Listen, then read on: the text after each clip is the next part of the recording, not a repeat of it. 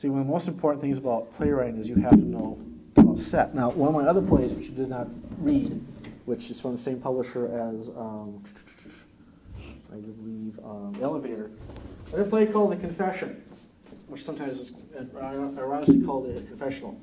And I've staged it this way. If this is your set. Oops. X is audience. And basically what happened is I have a confession booth cutaway right here. The premise of the story is a hitchhiker stumbles across a small church in northern Minnesota.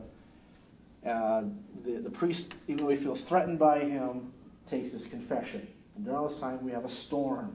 And as the play progresses, the storm gets louder and stronger and stronger and stronger until we get the climax. Now, knowing sound, I got that part figured out. So I can put certain sound cues in to heighten that tension, because you know that when they sit in there, only one of these guys is going to come out here alive.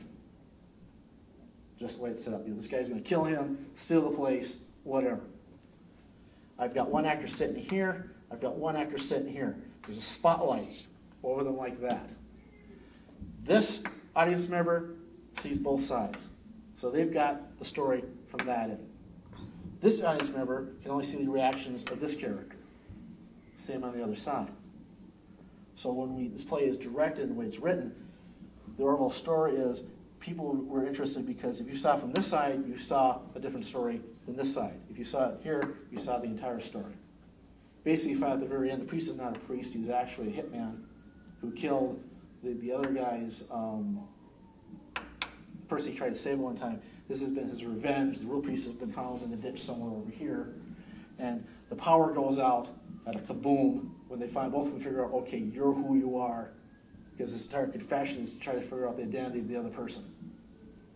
And then at the end, the climax happens, and a little device of mine of this lighter that doesn't work finally works at the end, and you know the other guy's been killed, and that's that. But if I didn't know my staging, and I didn't know my lighting and my sound, there's no way I'd be able to pull this off. But how do you keep the guys on the left and the right in the audience from feeling ripped off?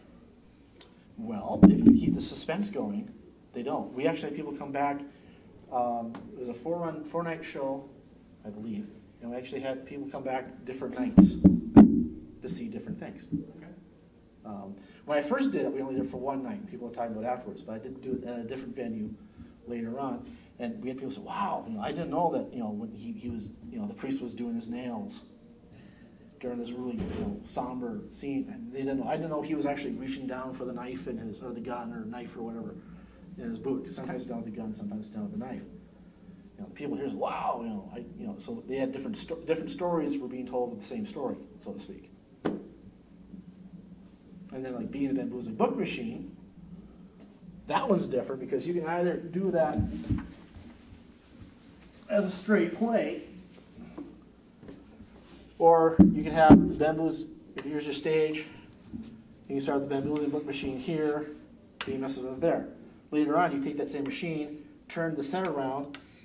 It's Candy's oven because you've got the oven built back here. Later on, it comes back here. It becomes the center piece for Witch of the West's castle, and you just put some burners up like that, and you're around. But it's the same set piece that you're just rotating around, showing from different angles.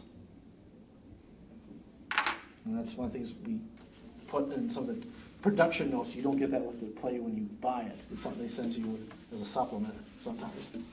And that's part of that. So yes, you have to know all this. And I think those of us who know it better